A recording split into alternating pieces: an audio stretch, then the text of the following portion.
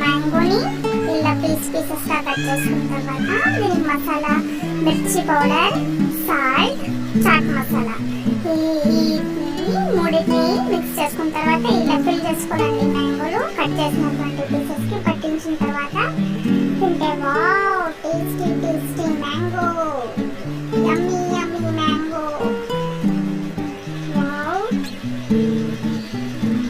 Tasty tasty summer fruit. మ్యాంగోని ఇలా పీసెస్గా కట్ చేసుకున్న తర్వాత దీనికి మసాలా, మిర్చి పౌడర్, సాల్ట్, చాట్ మసాలా ఈ మూడింటిని మిక్స్ చేసుకున్న తర్వాత ఇలా ఫిల్ చేసుకోవాలండి. మ్యాంగోలు కట్ చేసినటువంటి పీసెస్కి పట్టించిన